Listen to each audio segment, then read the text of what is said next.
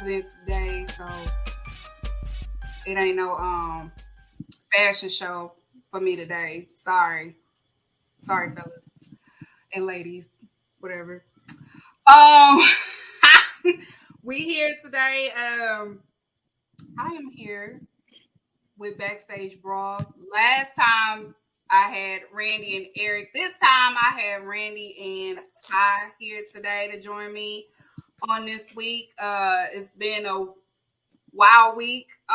So we're going to get into some things. Before we get started, how is y'all days today, fellas? So far, so good. So I'm good. It's good to be on a break. So I'm off and Amen. Amen. Much needed time off. And new faces to Ty. Ty, tell everybody about yourself. I'm one of the youngest members of the Backstage Brawl. I've been put as the Chief Operating Officer of Fantasy Booking, which is probably the most fun thing we can do as wrestling fans, future analysts and whatnot. So I'm happy to be here. It's an honor. Thank you for everything. Thank you for joining on today. So we're going to get started because it's a lot to talk about. We're going to start with Dynamite review. The first thing that happened on Dynamite was the 8-man tag match. You had the Acclaim, Orange Cassidy, and Daddy Ass versus Jeff Jarrett, Jay Lethal. Satnam, that's what I call Satnam and Sanjay. Why are you saying done? Satnam and Sanjay. Another TNA type of match. But it was also fun. It was interesting. And it was also, that was the time that we did hear that Jeff Jarrett's father, Jerry Jarrett, passed. And he still wanted to continue to do the match. So what did y'all think of this match? Randy, you can go first. Man, I enjoyed it, man. And shout out to Jeff for basically wrestling, while grieving through the loss of his father. Like I said, we said on the broadcast, Jeff Jarrett was the best signing that Tony Khan had going into 2022. Like his experience, his valuable, experience while running TNA is definitely helping some of the AEW guys along, and it's been producing some good matches. So like having him has been a big plus, and I enjoy every time he's out there. I enjoy watching him, especially hearing the song and all that stuff. So it's been good seeing him. What about you, Ty? Oh man, it was a fun tag match. I love me some Bree Woo. Love me some Jeff Jarrett. I think my highlight of the match was obviously the leg drop, the groin leg drop spot that happened. All of the different run-ins and stops and that was going on. I enjoyed seeing Orange Cassidy getting the reaction that he's been getting. He's one of the most deserving people on the roster of that.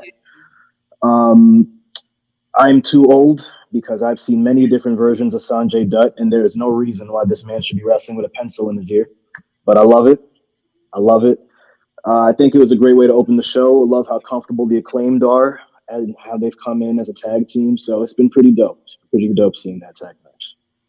What I like most is they still, even though the week prior that they lost the tag titles, they still haven't lost their mojo, or as you could say, the pop, the crowd, the wave, the Acclaim wave. Because some people felt like it died down, but it didn't die down. If anything, it was just awkward seeing them without the belts. For me personally. What about y'all?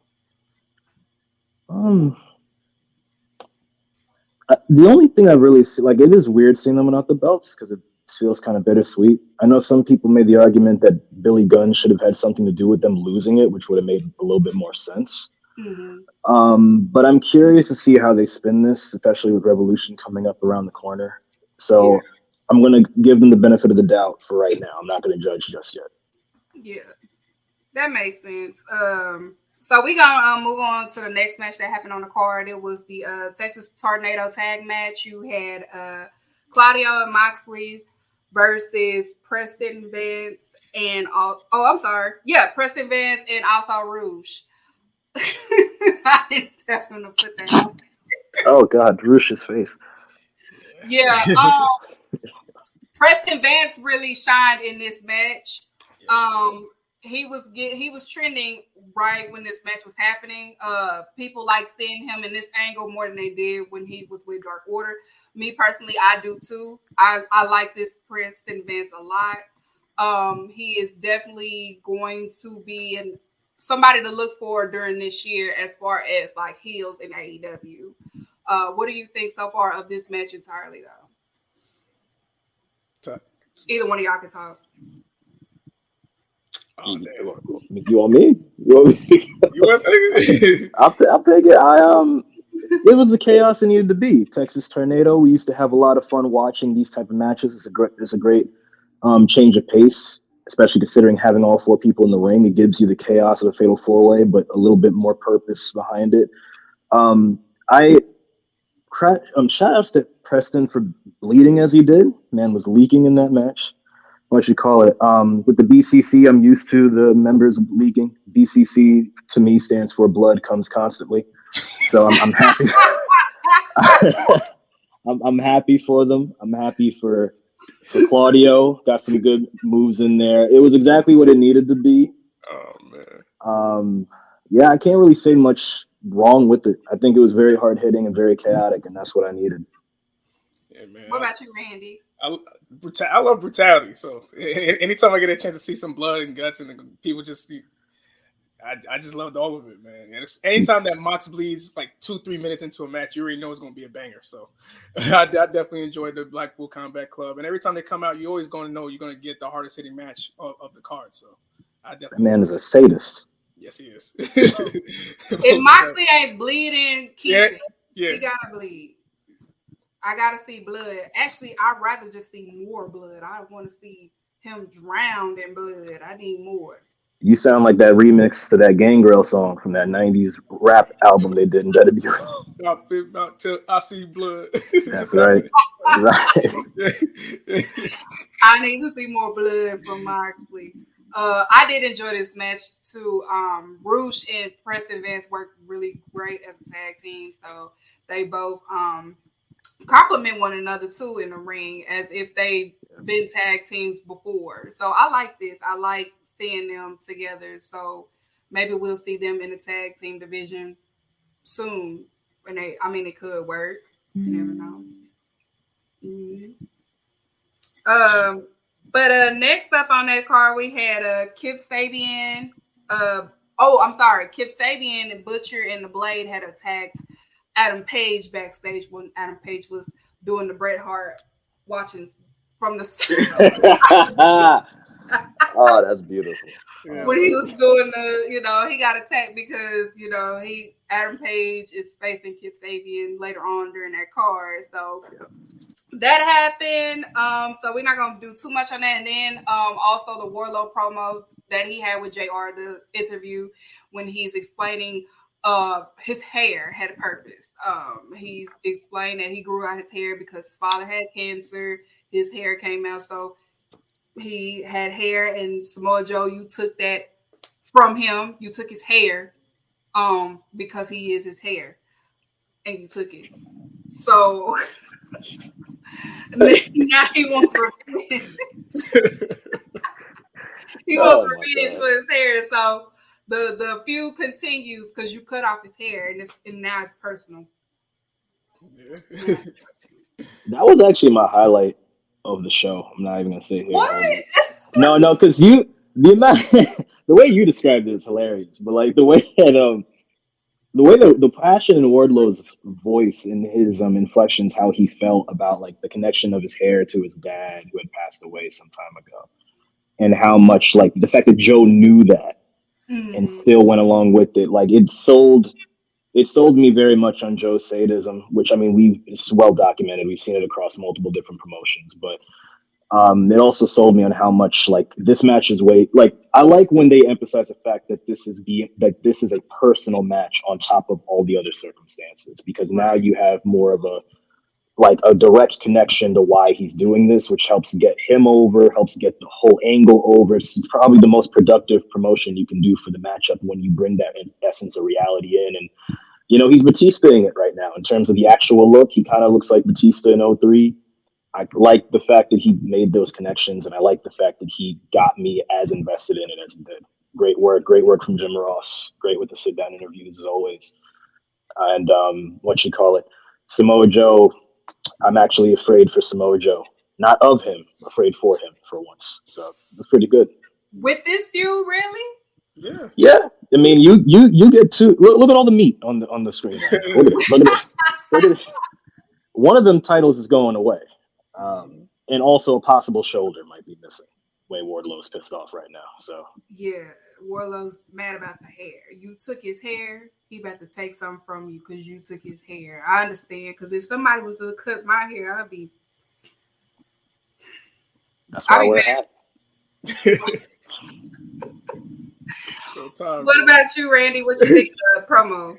Man, well, I've been a fan of Wardlow. Like Ty said, like he reminds me of like a young Batista, and AEW can definitely rocket ship, him to the moon in terms of how they're going to push him. This is a personal feud, and obviously with the connection to his father and what the hair meant to him. Like you took something of mine, and again, like Ty said, like I'm gonna come back and get something. He's gonna spend the block and do something with it. He's gonna leave with something. Yeah. So that's what Wardlow's about to do, and he's gonna take that TNT title back and keep it with the home brand of AEW. And left with hair. Yeah, and leave what's left of some. Hey, credit to Wardlow on that too. Most times we see hair angles in American pro wrestling. I'm not going to count Mexico necessarily, but American pro wrestling is usually pretty silly. I still remember Kurt Angle crying, so credit to him. Credit to him for making me care about this hair the way that he did. Like that's beautiful. Not when Trump cut Vince McMahon hair. Let's not talk about that. Yeah. Okay, so we gonna move on from that then. After that we had Mark Briscoe versus Josh Woods. I enjoyed that. Like a great ROH type of match that we had on the card. We had a lot of outside ring interference with Mark and also Tony Nese and the whole gang or whatever. And then Lucha Brothers came in for the save. Lucha Brothers' visa situation is fixed, so they are in the States again. All is one piece. We can all have hope in 2023 now. But again, another great match with Mark Briscoe. Of course, we're going to see Mark Briscoe get pushed this year.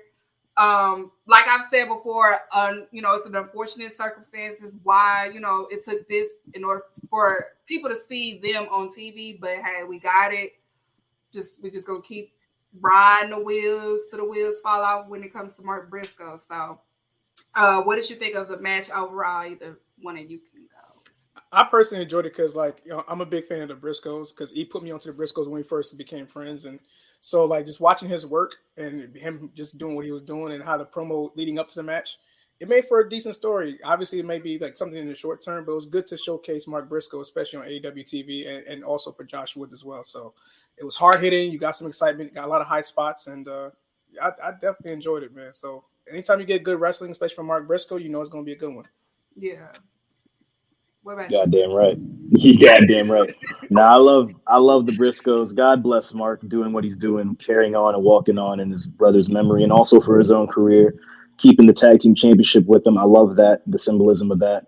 I think that they had a great matchup. Josh Woods, an excellent talent. I was happy that he got picked up under Tony Khan because he did some great things in the darker days of Ring of Honor that a lot of people tuned out.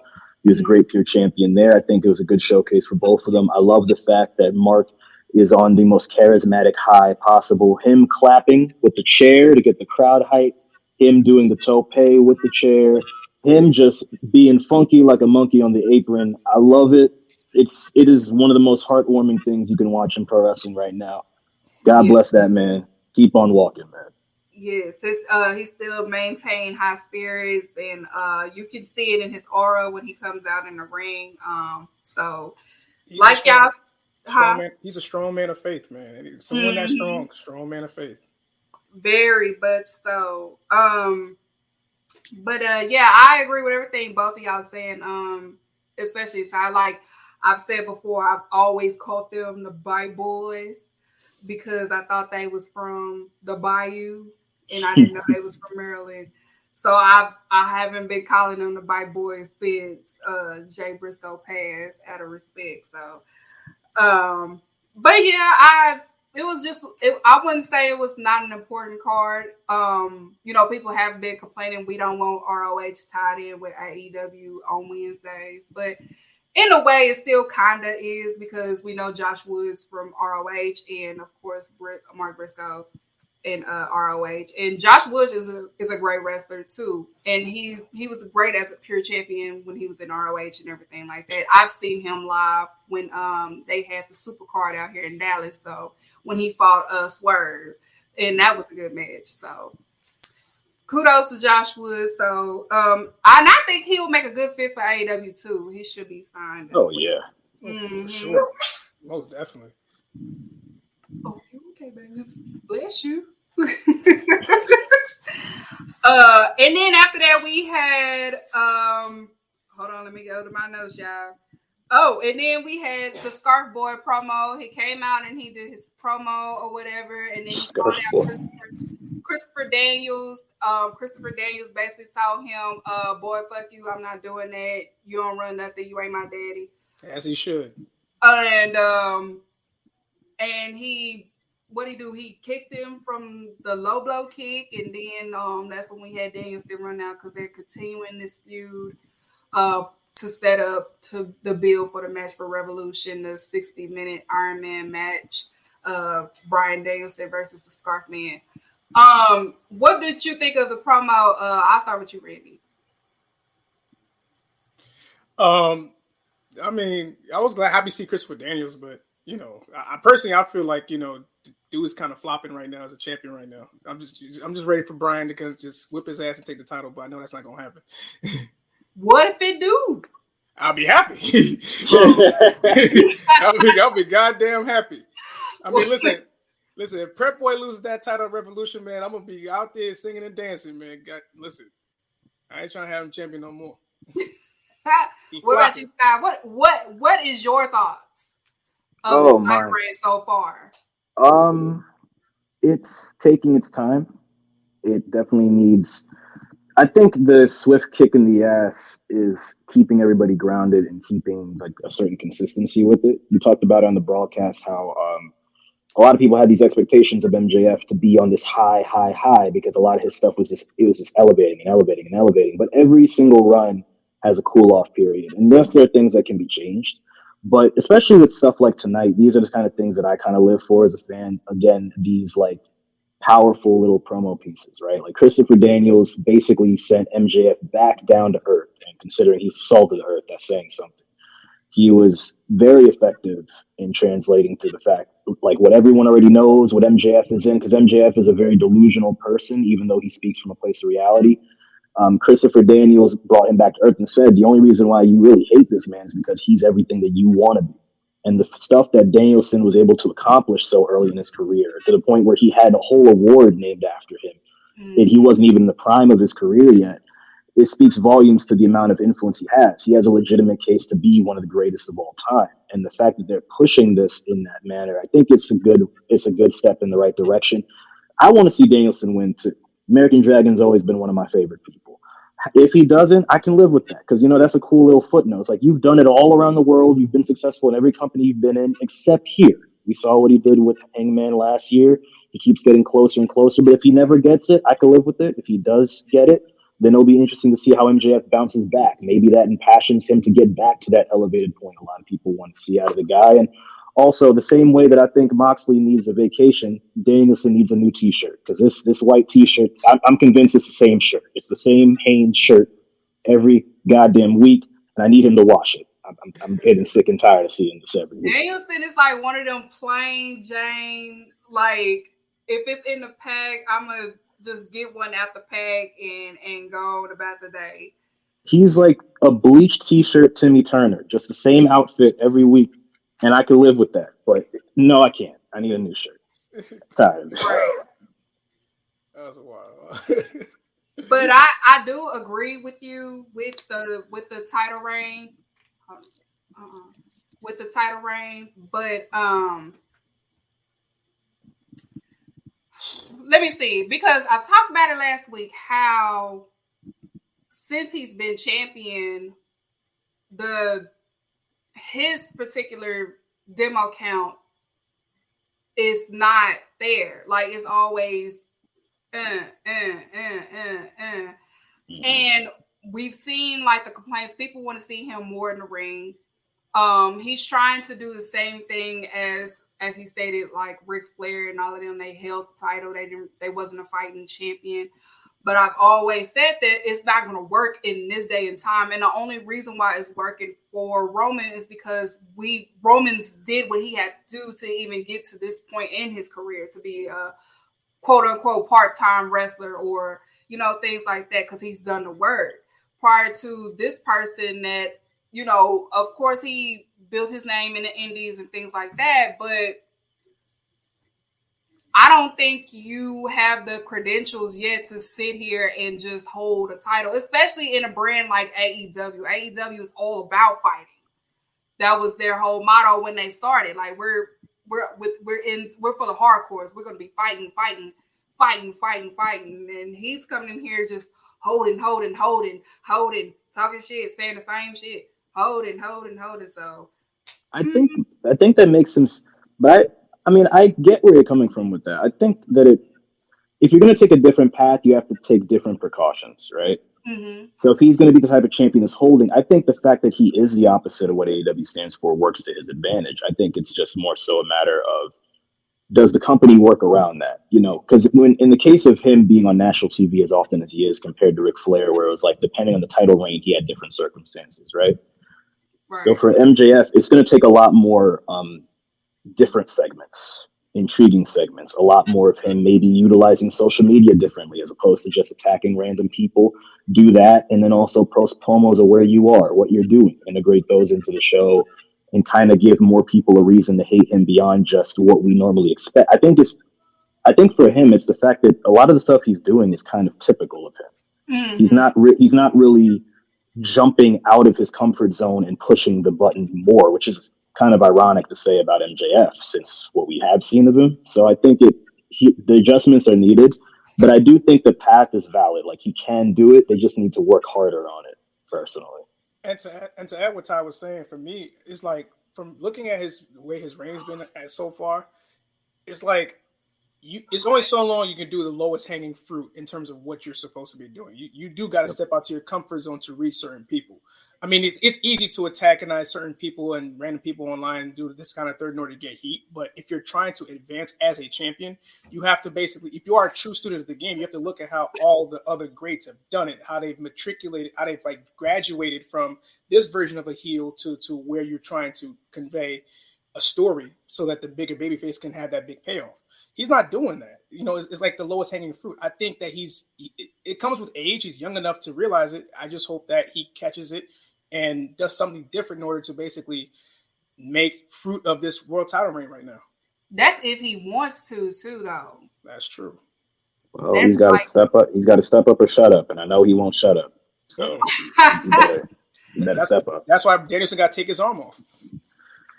Me personally, this 60-man Iron Man match is going to be a test to me. Like, I'm going to see, like, okay, this is for me to see, besides everything that happened, is he what he say he is, or is CM Punk right about him specifically? So, do you think there's a parallel to be drawn to how he could lose this championship and get that motivation back, similar to how they had, like, I hate to bring up the E, but like how they had Austin Theory lose the briefcase to further his character and get him to a more credible state? Because I think that might be possible here with an MJF, where he could bounce back and Bryan could be the perfect like puppy to kick for him to get all the heat he needs. But the thing with Austin Theory, though, Austin Theory doesn't mind learning. He's teachable. That's true. That is true. It could be an ego thing on this one. You're right. Yeah, that's what I'm saying. He's definitely teachable. You can see it. You know what I'm saying? So, but I will keep that in mind as well, because I don't want to be too biased for personal reason, but at the same time, that does make a key point. So enough about the Scarf Man. We're gonna move on to Top Flight and AR5 versus the Elite. They did have a promo backstage for a rematch. During that promo, we saw something interesting. It was like a hint of House of Black. So yeah, we saw that. That is a nice little way to put it out there that House of Black is coming for those trios championship. So we may possibly see the Elite versus the House of Black at Revolution. What do you think? I care. I'm ready. Like, you'll sign me up because I'm gonna see kicks flying somewhere. Like, Kenny gonna be doing like triple flips in the air. Listen, I'm ready. Like, you sign me up for that match. Like, that's one trios match that I've been dying to see since the Lucha Brothers, since Death Triangle had their run, their best of 7.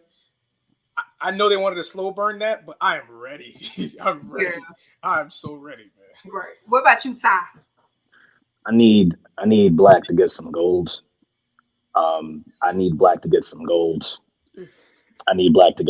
Also, there's gonna be a lot of bruised thighs. There's gonna be a lot of thigh slappage. That match is gonna be a lot of. I'm excited. I'm also happy for AR Fox and Top Flight because Top Flight has had a hell of a rocky road. So for them to be able to jump kind of between tag and trios is great, especially for the other teams as well. They can find an extra person, but that's gonna be chaotic. That's gonna be a demolition derby of a match. So. They definitely going to push the Elite to their limit, and Elite is going to push them to their limit. So it's going to be a great match once it's set up because we only have 2 weeks now until Revolution, or a week, 2 weeks or a week, one of them, March 5th. Yeah. So we'll get to it when we get to it, though, to talk about that. And then after that, we had Brian Cage versus Jack Perry, Jungle Boy. I do want to say I am actually enjoying Brian Cage run now than I have ever before.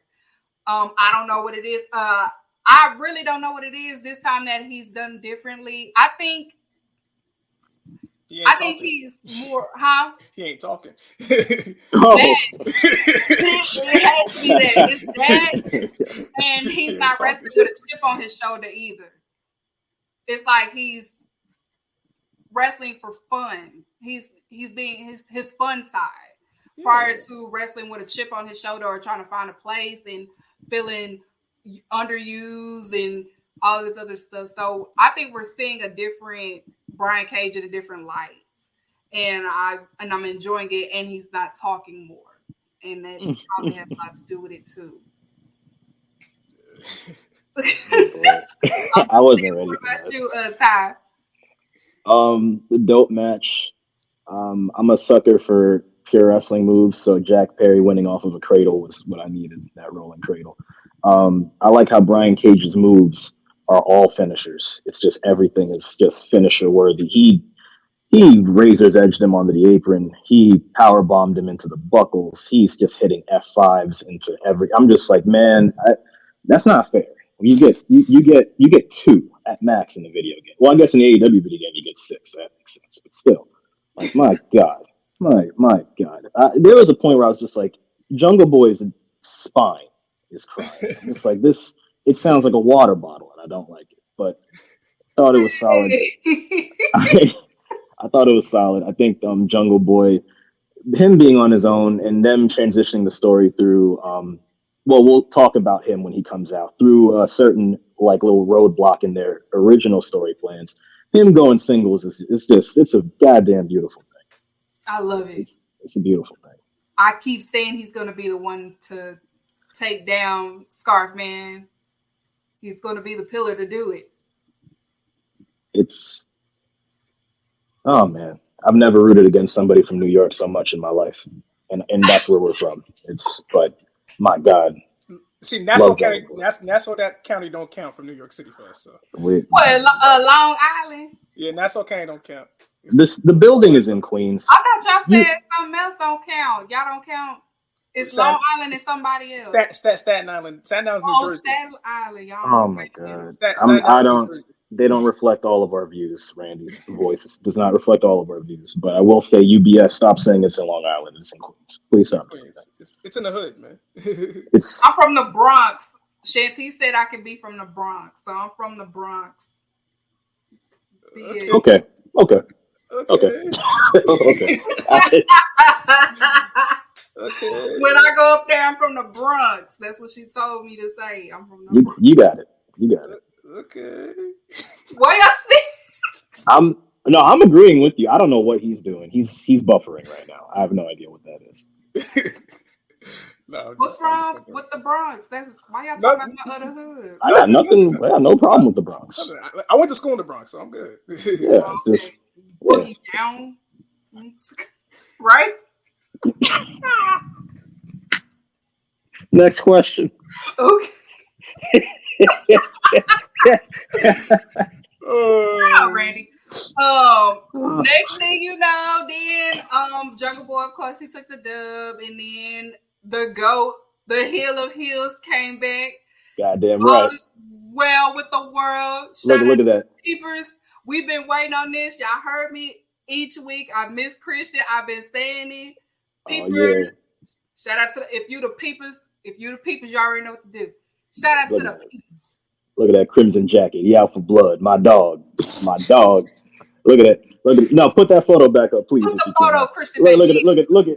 Look at that villain. Look at that college professor about to do a lecture. Look at him. Now, he was cold in that though, man. I wish we could zoom in on Jungle Boy's body. Just on the floor, just out cold because of Christian. And then he took his armband off like, hey, shit, bro. Man, I've been waiting for this my whole life. This is my favorite wrestler on this roster. Y'all know that you don't, Randy. You don't get an opinion on this one. This is me and Keeks right now. This is for the real peeps. This is only conversation. God, Put it back on. Don't do that. Peepers only conversation. Edge stands, see your way out. Hey, yo, that's funny. What's good, Drip? Edge fans, see y'all way out. Okay. Here, Peepers gang.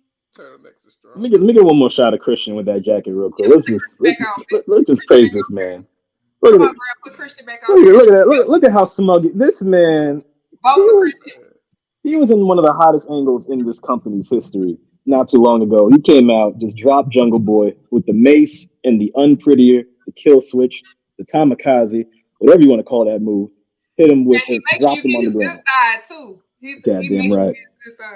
Yeah, he ain't done with Jungle Boy. I love Jungle Boy, but I love Christian more. I'm biased. Me too. I said it. There it is. Goddamn right. Take Randy off the screen one more time. Let's just do that one for me. People only chat. Okay. I'm mad he took him off the screen.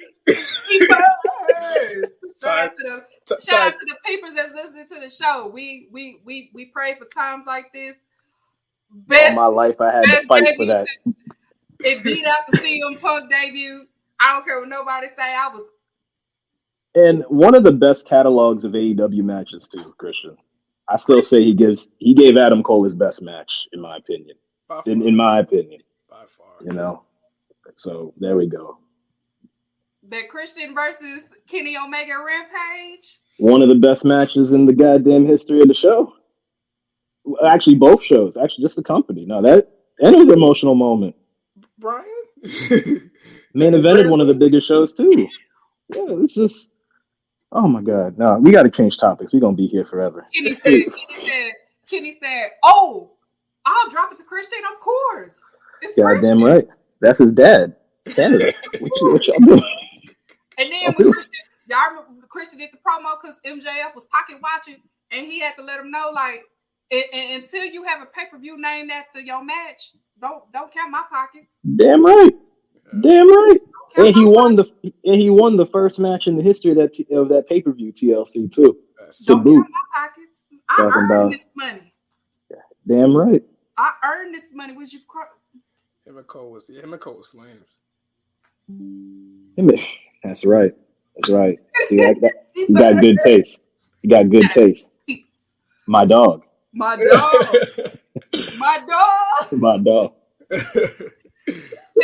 Did he ever call Jack's mom? Damn. You're not gonna ruin this moment for me. No, actually, no. I'm gonna disregard that comment. Not gonna ruin this. That's good heel Speaking work. of Adam Cole, Baby. Adam Cole had to sit down with Renee, and Adam Cole in the backstage know again. I'm here now. But I really think, me personally, conspiracy, that we getting that Jay White versus Adam Cole. I'm just saying. I think that's I have a feeling about that too. I've had a hunch about that for a minute too, because I'm like, it's all too mysterious going on right now, man. That Bullet Club shit ain't over. So I feel like that's what he kind of is going to get to that. And you know, and it's crazy because we just talked about that yesterday on the show. Yeah, when we recorded. So yeah, I know, I heard it. So damn, because we just dropped it. No, I'm like, the episode just dropped. Nah, we talked about it on our show yesterday. This dropped today. So we talked about how we were going to basically book Adam Cole coming back to AEW, and I think E was like talking about, you know, circling back against the Bullet Club. My younger brother also talked about you can go back to that story if you're going to reinsert Adam Cole into the AEW foray. So you have to kind of revisit that Bullet Club story and see where it goes and who better than to do it than Jay White. So if they do go through that route, I love bangers, man. So because even with the Adam Page and Moxley feud, Adam Page is still kind of hinting towards the Elite. So it can all still work because they all kind of subbing each other in a way. It's about to be some fun coming up soon. Yeah, they I feel like they really planning for Forbidden Door 2, but we still have Double or Nothing after Revolution, so you never know. That's also true. Never know. Sure. Never. Okay. My bad, y'all. Speaking of Adam Page, we had Adam Page versus Kip Sabian. I like Kip Sabian. He's grew on me this year. Well, I've always liked him, but he grew on me more this year. We do need the low level heels, and Kip Sabian is one of them, and they are important. They are very important. So, I don't think that this match should have happened. It wasn't necessary to do it, but I guess to continue on for Adam Page and Moxley's storyline, because even after that match happened, we had Moxley and Claudio and Willa Yuta they came out and they cut their promo. And then you had Dark Order came out on some, we tired of being a joke. We serious. That's what he said. He said, I am serious. I am not scared of you. Yeah. I'm not scared of you. So maybe this is a way of Dark Order finally, hitting that as what people have been wanting from them is the serious angle, or continue the angle that they were when Brody Lee was part of Dark Order. So what did you think of this angle? Because me personally, I don't think it was necessary to do this, but I guess you have to continue to build because Revolution is like 2 weeks away. So what did you think? Ty, you can go first. I agree with you on that. But for what they did do, it was decent. I like the fact that Moxley looked past Uno and went straight back to to Adam Page. Mm-hmm. It's one of those angles where it's like you can promote it, but it's also one of those angles where it's like, I think in the case of these two, because they've been such, the word pillar has been overused in AEW, granted, but these two have been such foundational blocks of the company and kept it steady for such a while. It kind of sells itself, especially with the previous matches that they've had and how much passion they have from it. It's like you're taking two people. Yeah, these two. God, that look of Adam Page right there. Jesus Christ. Most likely will be the match of the night. Right, Texas Death, which going off of the last couple we've seen. I mean, this is Hangman's backyard, but it doesn't feel like he has the advantage going into it, which is an interesting dynamic. Someone's losing teeth. Two of the heaviest hitters, two of the most unorthodox on the roster, two of those blocks who you can both argue were the MVPs of AEW last year and will be for years to come. So it kind of sells itself. I mean, I'm over here doing all this basket weaving here, kind of making it. But I think it was an okay segment for what it was. I do agree it could have been done differently or it could have been scrapped completely. But with such limited time going into it, I get it. I kind of get it. What about you, Randy? I agree with Ty. So for the most part, You always agree with Ty. But we normally have the same mind when it comes to these things. So it's like I don't We're want family. to add on. Yeah, so I don't want to add on Disagree with anything. Ty. Disagree. Disagree with. That's hard. That's hard to do for me. That's his go-to. I agree with Ty. Like she said, disagree with. Yeah, go. Go ahead, Rand. Give me your best devil's advocate. I get to be on the other end of this. Listen, I ain't Jay. Listen, I ain't Jay. Jay will come in here and give you the complete opposite in terms of what I might say positively. Look, the angle could have been done better, obviously. I'm just thrilled at the fact that we're getting looks like a definitive match between Mox and Paige, because I know it's what they're going for. Mm-hmm. I am happy the fact that the Dark Order is kind of leaning towards it being serious. So obviously with Revolution coming up, you had to kind of like find a way to kind of angle it so that you can push it forward. It was what it was for me, but as long as we're getting Mox and Paige, that's all I care about. I am a man. That's what he said. I am a boy. I'm joking. I am a man. All right. So the main event, of course, I will talk about during my women business segment. We're gonna jump right into Rampage review. Rampage, which it did start off the trios, the Elite versus AR Fox and Top Flight, and I feel like this match this time was fun. It had a better the best. That was funny. Oh my god. They always doing shit. Respect. I fucks with them for that. Elite always doing shit. I mess with them for that. You know what? Like early on, basketball. Early on when they did that, it used to bug me. But I'm like, it grew on me because I'm like, that's mad funny. Because I'm like, what are you doing with basketballs in the middle of a match? But see, you need it's things like this that just makes it. You need a little bit of the goofiness. Like you need comedy wrestling sometimes. Like because we're human. Yeah. Everything don't have to always be extra serious. We need the extra heels. We need the extra back. Sometimes that's what that comedic relief is for. So the best. Show the picture again. I'm mad. The airtime on Kenny though is what killed me.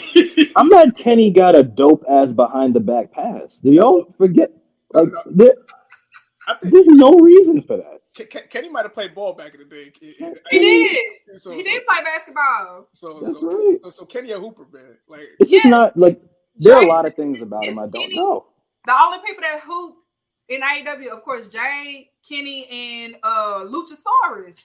I didn't know that he did. There are a lot of things about Kenny Omega I didn't know. Did you know his name at one point was Scott Carpenter?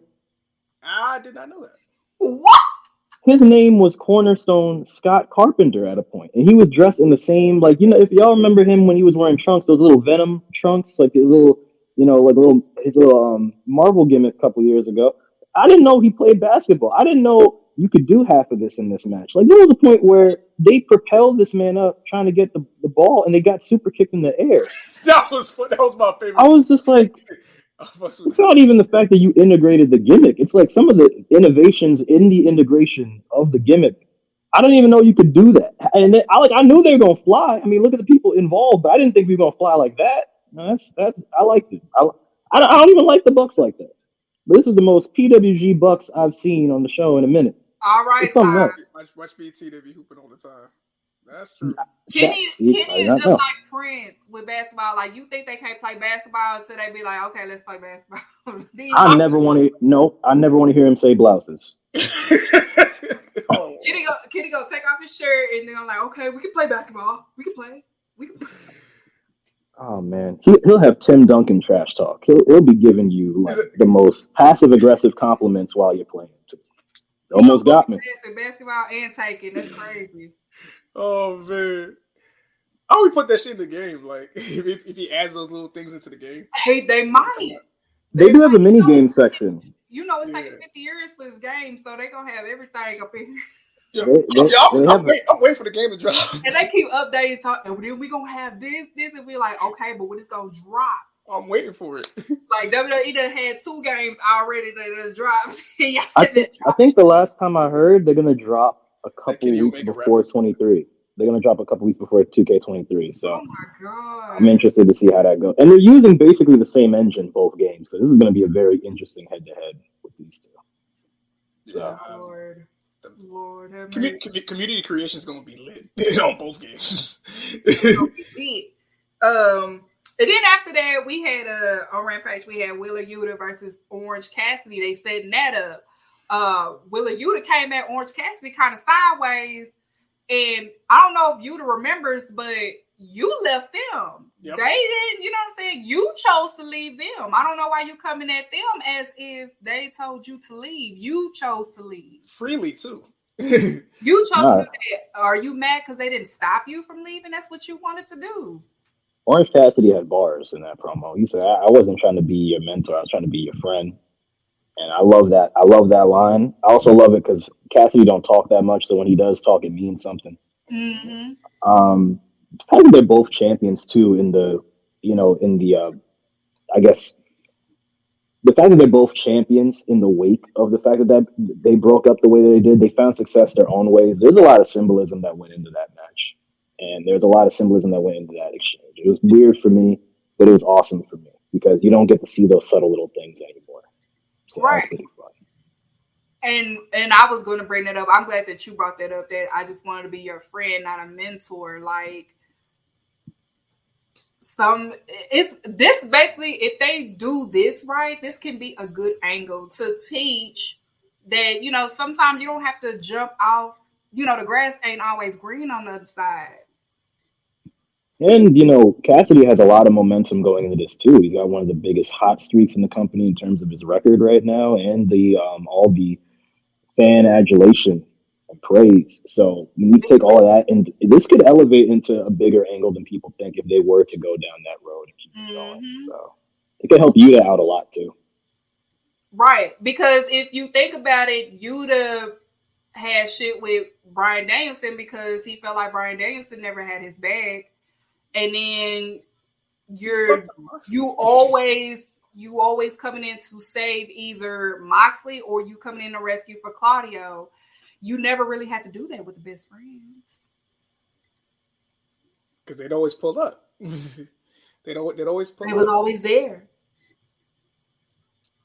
But I think it's also good promotion for like ROH, considering the fact that they're going to go on Honor Club coming up soon in early March. So this is a good way to kind of use that and showcase Wheeler Yuta as a pure champion. So I kind of like that cross promotion and the ability to the fact that they can jump on both, and the fact that he's a pure champion when you're going into Honor Club. This would be a great segue to kind of just push that brand much further when they do launch on March 2nd, I believe. On Honor Club.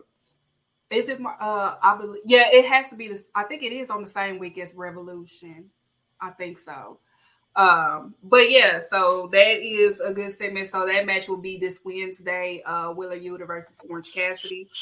After that, we end up having a CW show in a good way. After that, we end up with Daniel Garcia versus Ricky Starks. Again, the leather pants is fucking with Daniel Garcia. And Daniel Garcia failed again with the distraction by Sammy Guevara.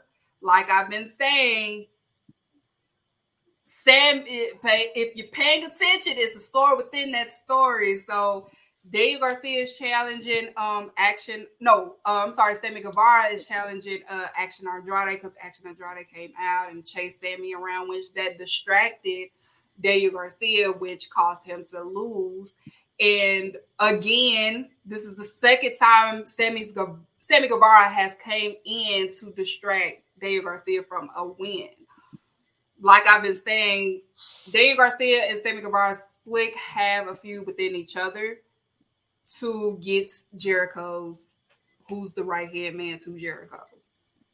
And like we're seeing Sammy be dirty. He's giving him these leather pants to wrestle in. Daniel Garcia don't wrestle in no leather pants. It's messing him up. Too tight. And then, too tight. And then you coming out here, you know, he said he wanted to do it by himself. You still came out here, cause a distraction for him to lose. Like you want him to lose. And Daniel Garcia is going to eventually wake up to that. We still have the story of, Ricky is the casualty in this story. But it's going to build him up because everybody been wanting him to be on pay-per-view and to have a major pay-per-view card, which he will eventually face Jericho. That's the end goal to it all anyway. So what did you think about the match in itself, though, between Daniel Garcia and Ricky Starks? Randy, go first.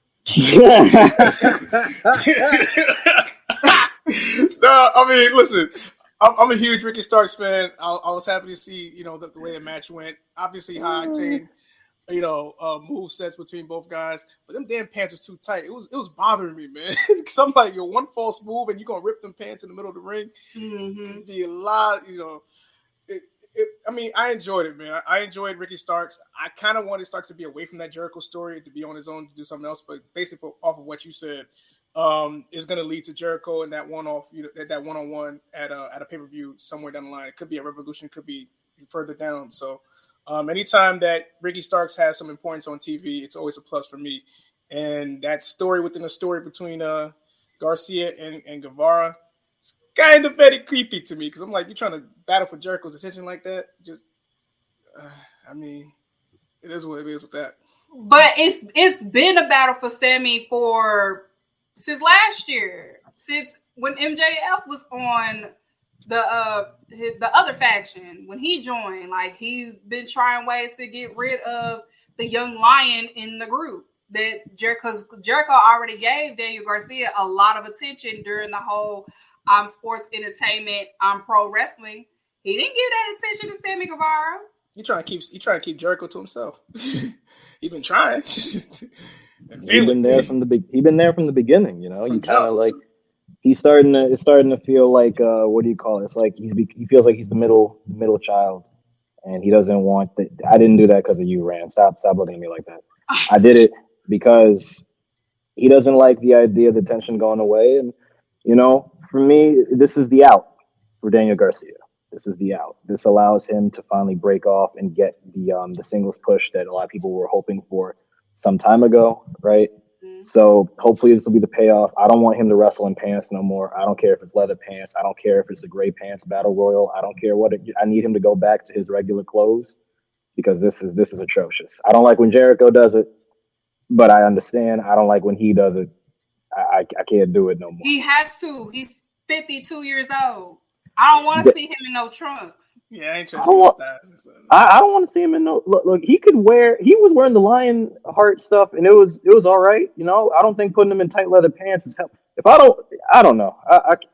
Jericho just dress up like Moxley. Just get some baggy ass jeans or something. Help you. I don't know. I have no idea. Wear them same boots, and what Moxley be? He be wearing them boots that Wrangler jeans and any type of shirt. He good. A hoodie. It's gonna be some type of hoodie. Matter of fact, you know what, Jericho, find your suit from 2008 and wear that. Wrestling. No. Wrestling. Even though I love corporate Jericho. I did. Corporate champion Jericho. I did. I adored it when he walked in. I didn't like it. This is for my entertainment. This is because I'm sorry, Jericho has been hopping on a lot of the hottest trends in AEW recently. I want payback. Wrestle in a suit. Wrestle in a suit. Do it. If you do a lion salt in a suit, I'll call you the GOAT, Jericho. How about that? Call him to go now because you're on my show, so you got to call him to go. I'm being held at GOAT. I'm being asked very nicely to say he's the GOAT. He is one of the GOATs, but he will be the GOAT in my heart if he does a lion salt in a suit. That's all I'm saying. That's all I'm saying. That and did that could be a corporate lawyer or a hood. She's a ghetto type broad in her life. And that is exactly why I don't want him to wrestle in pants. Did you see that spin though? Yeah. That's one of my favorite videos, man. He was hitting that shit for real. Oh, the spin. It was so smooth. Do play it one more time, Graham. He was hitting that. Play it one more time. Sorry. She been that and did that. Could be a corporate lawyer or a hood. She's a ghetto type broad in her life. The closer I get to you, better say it. Like you was hitting that, boy. I need Jesus. That's what I need. I need Jesus. Oh my God. Shout out to everybody that went to the Jericho cruise. I am jealous of all y'all because this year it looked like it was fun. Yo, when I saw Private Party was dunking people in the pool, I'm like, yo, y'all having that kind of fun? They said this year was lit, so I'm about to go this time. And it's black people this time that was there this time, so I'm going. Speaking of black people and Private Party, Isaiah Cassidy. Isaiah, you know, I'm gonna leave it alone. I don't even know if I can say that. I don't even know if I can say that on this show. Isaiah's making a name for himself with the Isaiah's good. People ear and stuff. He's also getting choked out by Stokely Hathaway on Twitter, so I don't know where his priorities lie at this point. He can't even help. That video is so funny. He said, "He's here with my 2 sons." He said, "Mariah won't date you." That's the PG version of it, yeah. Mariah, please, I want to be front row to your tickets to your concert with my son. That video is funny. Shout out to Jericho Cruise, everybody that went. Stokely a trip. That video is on the Hall of Fame. Okay, and then after that we had Dustin Rhodes versus Swerve Strickland. Swerve is attacking Nepo babies right now.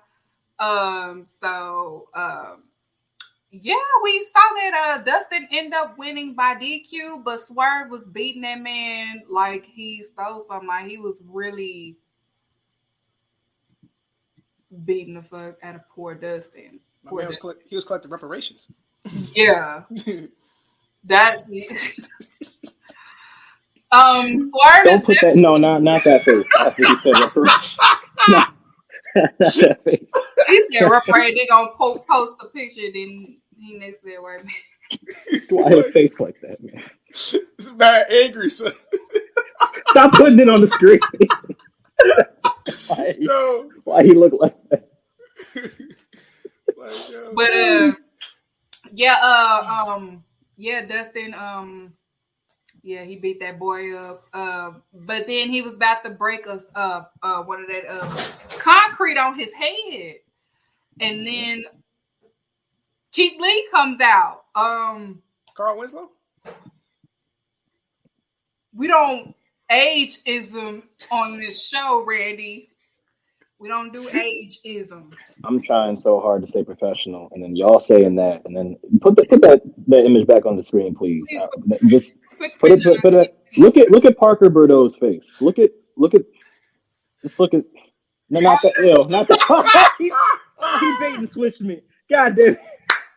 Parker is confused on who that is behind him. Why does Parker have the same face as Heidenreich right here? What is going on? Y'all, and not to Keith Lee, I love you and I'm a fan, but I want to say this because when you popped up, I didn't know who you were. I was like, who is that old man? And then I'm like, oh, this Keith Lee, he just tired of putting the black dye on his hair. Okay. I want him to keep this look. I just want him to embrace it. I want him to keep it. He has no choice. He has no choice. It looks like it grows too fast. Like it looks like once he died, it'll grow like the gray just gonna come out. Yeah. My word, what a segment. Or Keith Lee, or you can dye it blonde. So you can look like Cisco. Cisco Next question. You dedication to he had blonde hair too. Shelton Benjamin? Yes. Next question. What's wrong with the blonde? It helps disguise the. No, I was with. If you said Shelton first, I would have had your back. But you said Cisco first, and era of Cisco. Everybody, when you think of a blonde fade, you think of Cisco. I do, and then when I think of Cisco, everything that comes afterwards is hilarious, and I can't keep a straight face. Hey, Let me see that. Keith Lee needs to meet Keith Lee. Wait, what? Cisco cartwheeled for booty. I can't take anything seriously after that. He took it to church. Shout out to Cisco. Oh, grow the beard back. Yeah. Gold standard Keith Lee. But this is more like platinum standard Keith Lee, okay? This is I like the sound of that. This is great, Keith Lee. Yeah. So we gonna get the continuation of Keith Lee and Swerve because it's not done because Swerve put that concrete brick on his belly. So now he back because he was about to do it again to Dustin Rhodes. And poor Parker, he was confused. Parker was like, what is that? That's what Parker that was under the cap that he had on earlier. I wouldn't have known. That's why I was looking like that. My bad. I was confused. Parker's face just in that shot. I'm sorry. They be getting the best shots. No, that's one of the worst shots I've ever seen about his face.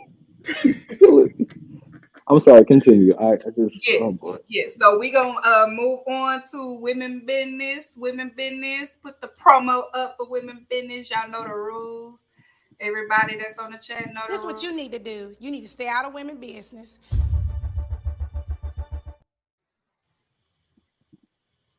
Stay out of women. If you have something to say in regards to the AEW women division, you know to raise your hand and I will call on you to speak.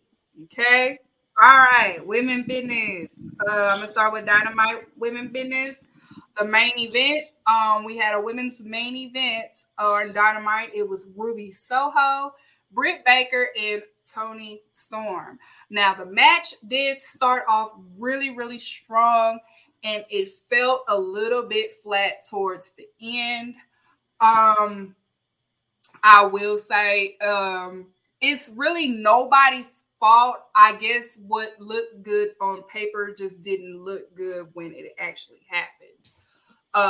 Toni Storm and Saraya have been spray painting the girls, green spray paint, calling them losers, spraying losers all on their bodies.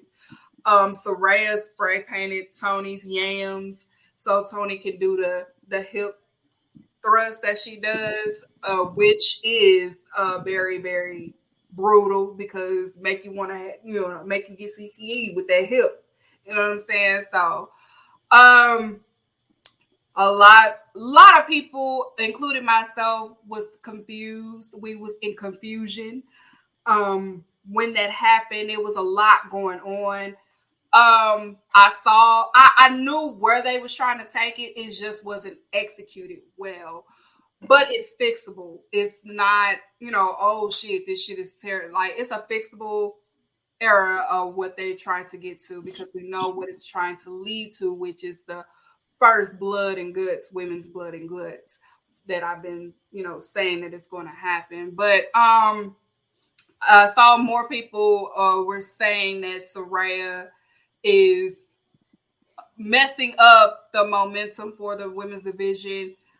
It's not true. I don't believe that is true, but I do, you got to be careful of some of the ideas because sometimes, like I said, if it looks good on paper, that's one thing. But once you do it or once you, run it over and things like that, it's okay to be like, hey, let's take this a different approach because this it may not go well. This fell a little bit too flat. So just a fixable error that they can do. Don't do that no more. Do something else. You can execute it in a different way to get the message to come across because what should have been, which they kind of messed it up with what they was doing, like I've been saying, is really the fight of Ruby Soho.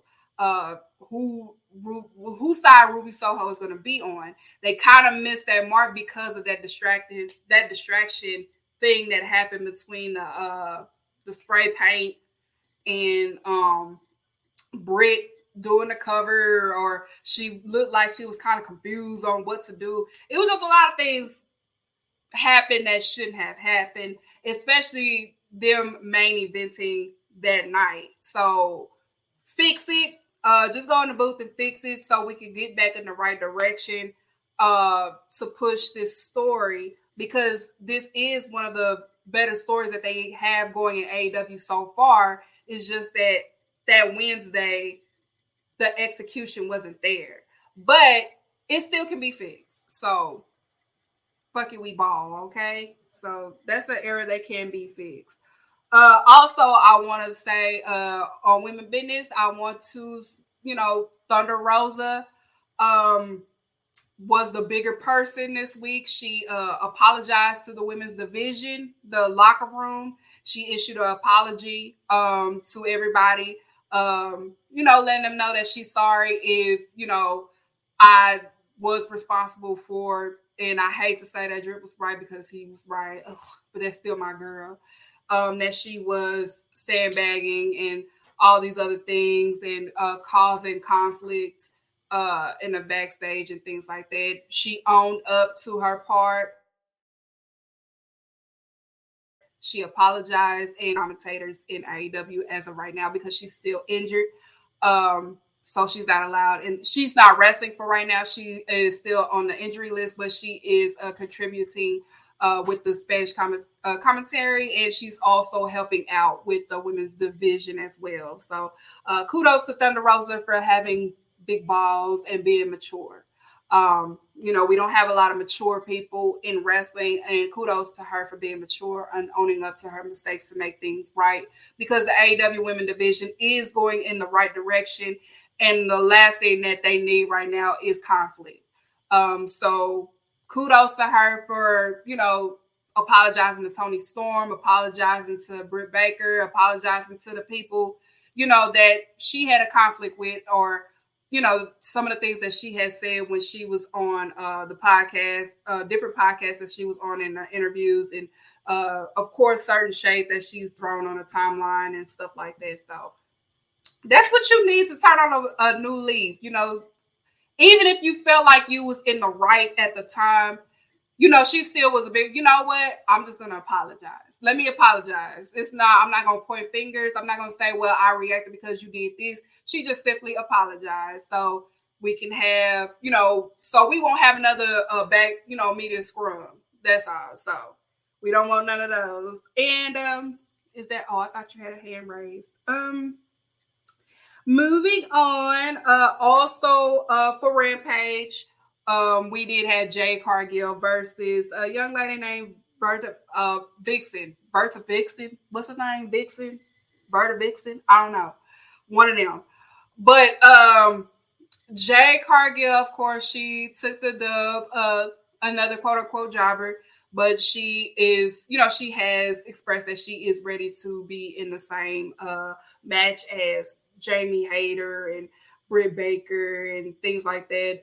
As people say, a serious storyline. But like I have been saying on the show, and I've also seen her say it on her Twitter as well, don't disrespect the feud that she had with Nyla Rose, the feud that she has with Red Velvet, and also Athena, because they were great stories, even though it wasn't as in-depth as this story is with the AEW Women Division and the ex-WWE girls, but it still was a storyline, and it was still a great sequence that she had with those ladies. So, she's saying that she's ready to move on up to be in the big, with the big girls, not the big girls, but, y'all get what I'm saying. The girls that always went for the AEW Women's Division title, basically. So the big question is, who is the person to dethrone or also be in the same, feud with her? And, she keeps saying, people keep saying, well, it can't be Chris Statlander because she's still her, but I feel like that they are still waiting on Chris Statlander. That's the only person that I can think of right now. So it has to be Chris.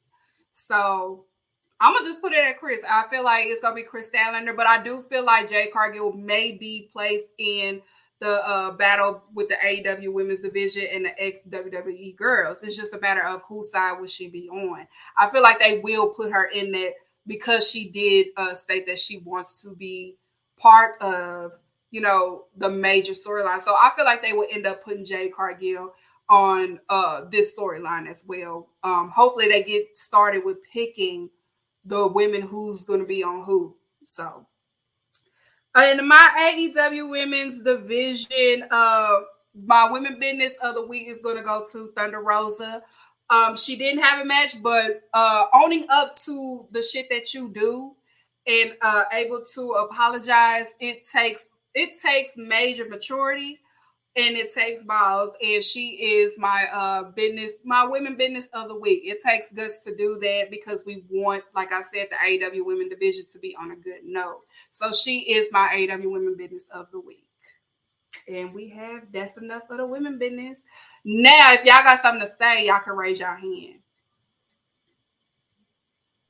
Any takers? What, Randy? All men should stay out of women business because that's women business. I'm happy the fact that Thunder Rosa owned up to basically what's been going on in terms of the backstage situation. She's a vital member of that women's division, and regardless of whatever took place, she is an integral piece of what they do. So I would like to see her back, and this is probably the first step in terms of her coming back and getting reintegrated with the women's division, and she's definitely missed and needed. So I'm happy about that. And we've been saying on the broadcast, echoing the same sentiments, the fact that Chris Statlander is probably going to be the only person that should be beating Jade for that title. And if not, I think my brother mentioned this, if not, you can probably still have her as champion until she's ready enough to do it. And you can ingratiate her into main storyline feuds. And I think she's ready. You've had her in the pipeline for about 2.5 years now, where you started from, Brandy and Cody and Shaq all the way to now. Like, she's really grown a lot in these last 2 years. And you got to, give it to Billy Gunn and Daniel and Bryan Danielson for help training her and always getting her up to speed. Is very, very important to basically ingratiate a star that has huge potential and continue to cultivate that. And the fact that this is a big test to see if she's able to sustain that and grow that star power being put into this main feud. I would like to see if she's one of those women that's going to go into that blood and guts match. I'm very, very interested to see if that happens, and I'll be happy if they ingratiated her because she is a huge star, and I do think that it's time to kind of shine the light on that.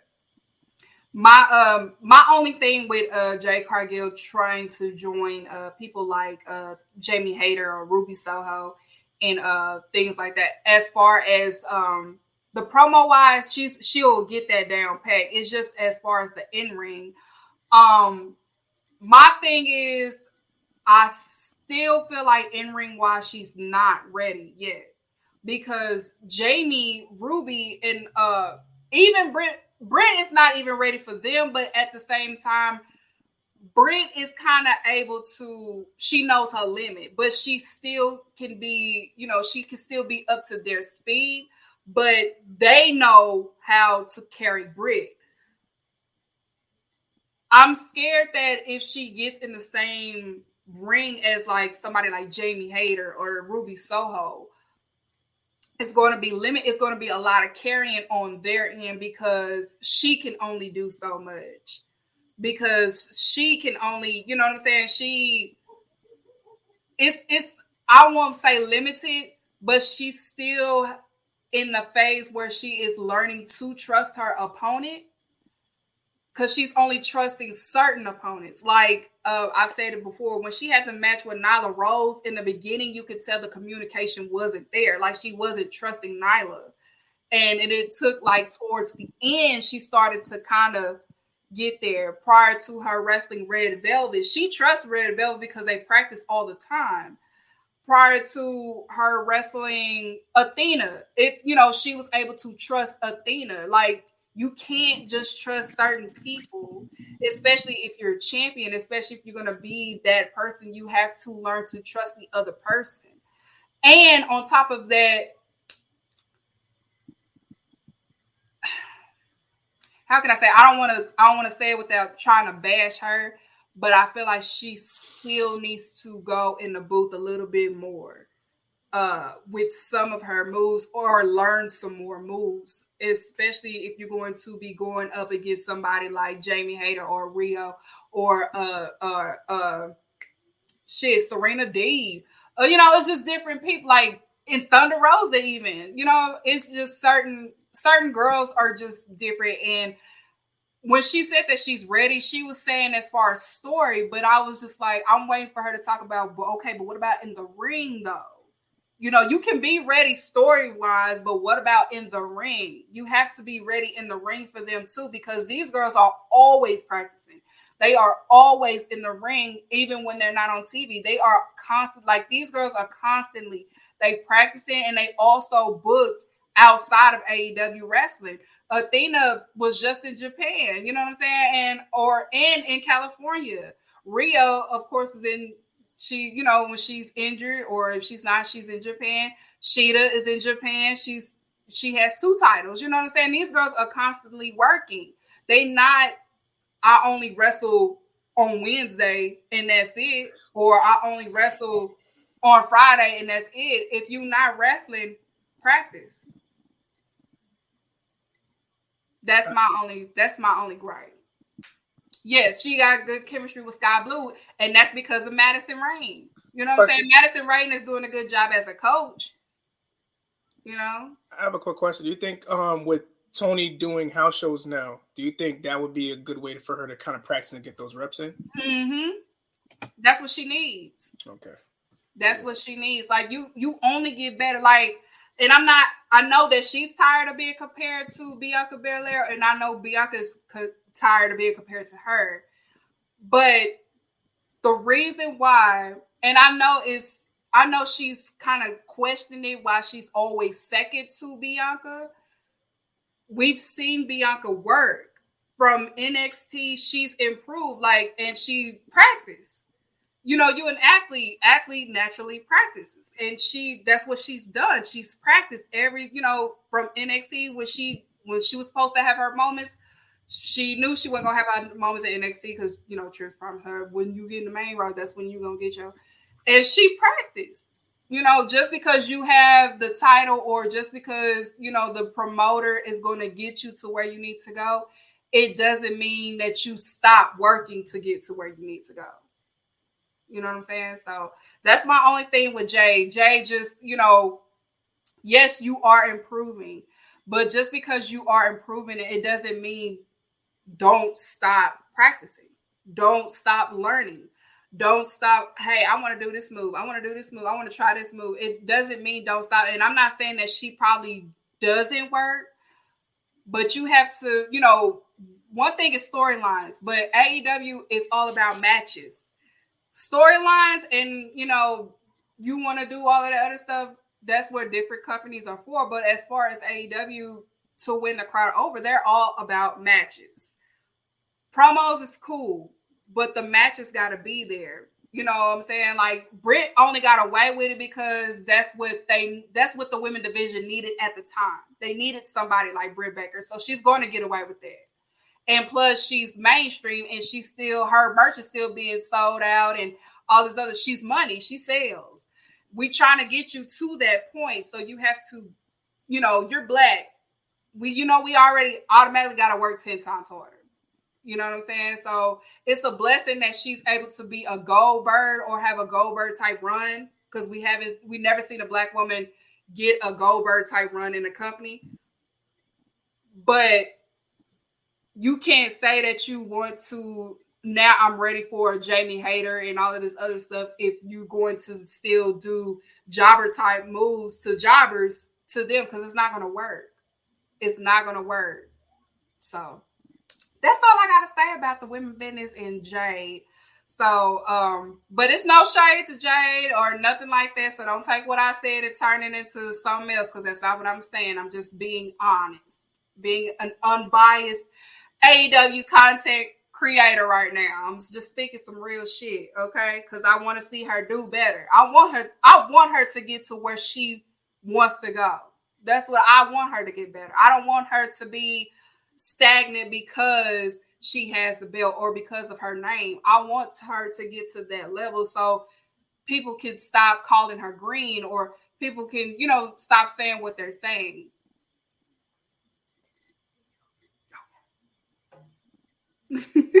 Sorry, that's my baby, yo. Said the movie is over. And that's it for my women business. So we gonna get into the road to Revolution. We do know that Revolution is like in two. Let me check my calendar. Hold on, y'all. Revolution, according to this calendar, look like it is in it's 2 weeks. No, actually, 2 weeks. 2 weeks from now, it's Revolution. This has probably been the most unprepared leading up to an AEW pay-per-view I have seen since 2019. I'm gonna start with you, Ty. What do you think is the flaws as to why we're not getting the excitement building leading up to a pay-per-view for AEW right now? I think the elephant in the room is obviously AEW starting with a pretty major handicap in the sense that they have to deal with all of the BS that happened from last summer on. And that's definitely halted certain plans that they had. They've had to adjust on the fly. But I think AEW has its own weird booking issues and cycles. I think that in terms of what they have a good pay-per-view schedule. Gives them plenty of time to work, but how they've used their time has been more so the issue. Some angles will start and then they fall off and we don't hear about them again. Some angles will get derailed by injury, which isn't their fault. But similar to what you're saying with the women's division, the idea that the only people we could really think about taking the belt off of a Jade Cargill is someone who's not even good to go at the moment, right? So for me, I think it's more so a booking thing. They have to have at least a plan B, and in some cases a plan C in case something that they don't have planned can't pan out. Because with a more athletic generation of wrestlers and a more athletic generation of matches, you have to have more plans because an injury can happen at any moment off the silliest of things. We see it with Bailey getting hurt training, or Cody getting hurt training, or just training. Not even the match happens yet, right? So even maintaining their physical well-being to go out there and do what they do. So I think they need more plan Bs. I think that's part of the reason why this is you'll see those impromptu segments like the Dark Order and Hangman Page and I almost said good Lord, I can't say that on here. The BCC, there you go. What you call it? Don't look at me like that, Randy. Renee got away with it. Walk in. Now I'm playing. But what you call it? She showed these. Why that image? What the? Just because they did it randomly on their broadcast. You right. I was waiting for the QR code because it kind of reminded me of that at first too. No, but but yeah, it's just they need better planning. You also got to remember the amount of cooks that most companies have in the kitchen can be a problem. Tony has been doing it a lot on his own, at least from reports I've heard, or he's taking a lot onto himself. That'd probably be the best way to put it. So, talking about trust and whatnot earlier, need more trust there. Just need better planning and backup planning. If you need to make a play for a plan C, that's great. Sometimes if you have two backup plans, if the first plan goes well, you don't need them. But if one of the plans, if plan A doesn't work, you can integrate plan B and even integrate elements of plan C into it, if just in case, to get certain things going. So I think that's why, that's my main thing. It's just a matter of getting those promotional aspects right. I know they've had issues with that in terms of certain stars coming on the show and certain angles being dropped. So once they get more rigid and firm on those ideas, I think they'll be okay. You feel the same way, Randy, or you feel differently? A lot of it does have to deal with the booking situation, and a lot of it also with the injuries. Because sometimes when they have a vision for a superstar, that person gets hurt, and you basically you have to have substitutes in terms of what happens, and that's where the undercard is so important to AEW. In terms of the stars that you have, that can honestly carry that if something happens. I think they should flesh that out more. Like if something, if when the whole Punk situation happened and the scrum and you didn't have the elite, like you were able to focus on certain guys for a while, and now that they're back, you don't have to don't keep them away. You can continue to focus on them because anything can happen. Professional wrestling, and what Ty said, we're in an era where everything's so athletic to a point where people can injure themselves doing anything. Some people can hurt themselves walking. These things happen. Freak accidents happen. So my thing is for them to have a consistent kind of rotation in terms of who you guys are going to basically market and push. And if you have that set, have presets in terms of what happened. If this happened, if this case scenario happens, we have this alternative so that by the time we're rolling into a pay-per-view, we don't have to worry and scramble for something just to put together. And the fact that we don't look unprepared. Tony's been prepared at least from the middle part of 2020 on up until the scrum.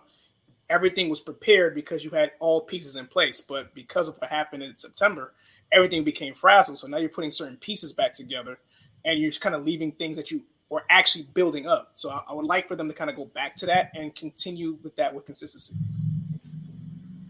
It was like that before that man showed up. And I told you he showed up. I didn't want him there. Everybody, I've been saying this. I didn't want him back either. I didn't want him there.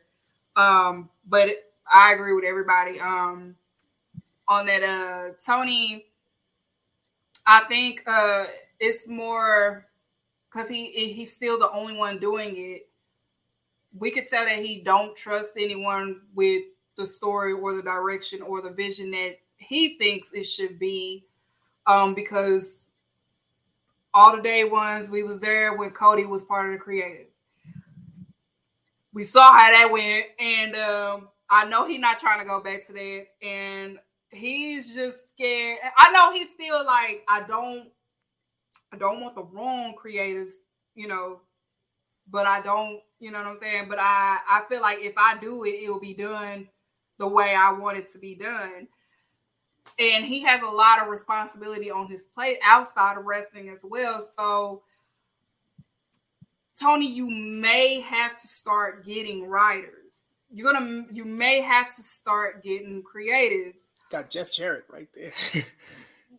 You also got Dean Malenko, Jerry Lynn. You got some people. You got some people who've seen some things. You got some people back there. You got to use them. You can't just hire them and not use them. But don't push in the other direction. That's the key thing. You don't want to go to the other extreme. Yeah. You want to go more towards the middle of the bar. Exactly. And I was about to say and I feel like that's where he is I feel like if I put these people in place, they're gonna result right back to the shit that we was not trying to do in the first place. We're not trying to be like them. We're trying to be like us. What makes us the alternative? And I think that's maybe what it is right there. No dig at Jeff Jarrett or nobody. Jeff Jarrett, of course, he's going to be over the house shows and things like that. I feel like Jeff Jarrett may be the creative that he may need. Also, Billy Gunn, because Billy Gunn has done a great job too. Trust in Billy Gunn a little bit more. Dean Malenko, you can trust in him a little bit. I don't get the E vibes from Dean Malenko. I don't get the E vibes from Billy Gunn, and I don't get it from Jeff Jarrett because, Jeff Jarrett and Trips had a whole falling out. You know what I'm saying? So I feel like those three. Just test them out. Just test it out. Just give them a chance. I say give them a month. Let them run creative for a month just to see how it goes. And if you don't like it, you can start all over again. Just let them have it for a month to get your mind right. Yeah, but you don't want to run the risk of also having too many cooks in the kitchen. So if you do have something small, if you have say if it's a regular team, you have it's just Tony at the top, obviously final decision, and then when you branch down the tree, you have Jeff Jarrett, you have Billy Gunn, who I feel should be promoted in that situation anyway, because he's done a lot, especially the last year, and deserves a lot of credit for it. Based on what he's doing with his sons and the Acclaim, the way he's been able to basically program, market that program, and the women's division as well. So and producing from that standpoint. So if you see the positives that these guys are putting in, I would lean to basically trust these guys and put them in certain positions to do that. And then if you're going to put Jeff Jarrett in terms of creative for the live shows, it helps that as well. So you don't have to basically do too much. I mean, you're already a CFO for your father's, NFL team. You're doing so much, so they can book Fighter Fest and they can book, all these things moving forward. So I would like to see if they can give at least a couple guys a chance and not have like a whole bunch of cooks in the kitchen. Just keep it small, 2 or 3 guys, and then you guys can meet for the board meeting every week and then have a general idea. So when Tony has the final say, he doesn't have to worry about, you have your own agenda. Dean Malenko is not going to have his own agenda. He's a team player as it is. Jerry Lynn, like Tyler said, he's seen some shit. So he's so he's going to be, a trooper. When it comes to Billy Gunn, he has done a magnificent job, and a little bit is because he does have that chip on his shoulder because of what Tripp said at the Hall of Fame speech. So he's definitely showing out in terms of how he's doing it from a developmental situation. So he wants to prove himself. So if this is a chance for that to happen, Billy Gunn is the first name I would say. All right, have him run a few things on creative on Dynamite as well as Rampage. Because for me, as of what I've seen the last couple of weeks or so, I've seen like Rampage be the much better show in terms of who's promoting it or who's surrounding it. I'm not sure if it's Jericho backstage doing certain things, but I do know Billy Gunn is at those shows, especially.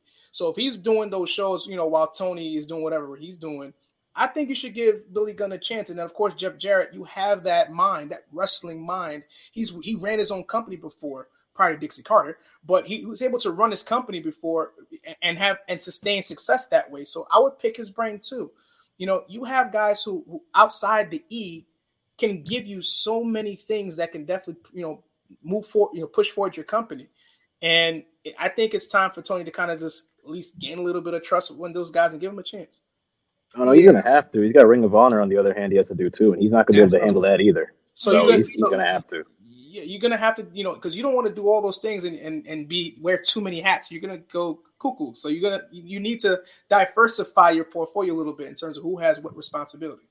Tony Khan, you're not even 40 yet. You don't want to look 65 and you're not even 40 yet. Okay, you don't put yourself in the early grave and you don't want to do that. Okay, so you're gonna have to trust somebody. And you got the Jaguars. I'm like, bro, like this dude, you got delegate juggling right now. Delegate. It's too much. You have too much juggling at one time, and you're gonna lose your mind. And you don't want to lose your mind, okay? Especially behind wrestling, because it ain't worth it. So who? Before we get into y'all wrestler of the week, I want to give the Black Bidness of the week. This week it goes to Bizarre Sinful. The Lights is a place out here in Dallas, and he also ships. He does sweets in a jar. It's really good. I love his peach cobbler. I love his cheesecakes. It comes in a jar, and he does ship. So I will post the link in my Instagram, and also I'm gonna start doing it on my TikTok too. I'm gonna start promoting folks on my TikTok. But yes, make sure you get your Bizarre. I repost them all the time on my Facebook if you're my Facebook friend. So make sure you get your sweets if you love Sweet Tooth, and he has reasonable prices too. It's none of that. You get one jar for $25. It's none of that. Okay. So make sure you. I will post his information on my Instagram. But let's get into y'all wrestler of the week. Ty, who is your wrestler of the week? I had a choice, and it was stolen from me before I had a chance. It's okay. But it's your show, and I appreciate the fact that you taking that charge and kicking my ass. Take my pick. Done got thrown over the rope like it's the Royal Rumble. I pick Jungle Boy Jack Perry. I think he had a solid fighting from underneath performance with the modern day twist. I don't think his back deserved all of that, but he did a good job, and we're getting to a point where we can finally see the conclusion of this story now that his antagonist is healthy. And considering how much he takes from Christian, how much you could clearly see the man has influenced him and mentored him, I think it's time we get to see the true breakout performance from Jack Perry. If there is any person on this planet that can give you a star-making performance and bring out the best out of you that maybe you didn't even think you could have as Christian. His mind is unparalleled. He's up there. I'm so serious. Like, y'all not gonna do this to me. You know how Randy Orton was considered boring before Christian. Let him know, Ty. You remember how people thought that Christian couldn't be the top guy, or they were like he should be the top guy on Raw, and then he went to the other show with red ropes. The Christian.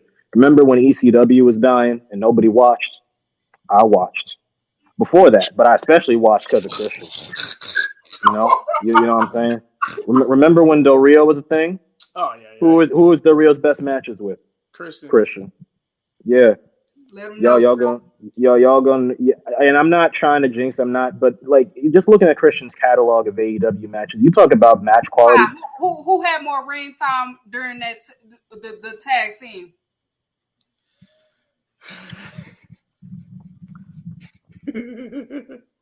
So you know that catalog. Yeah, but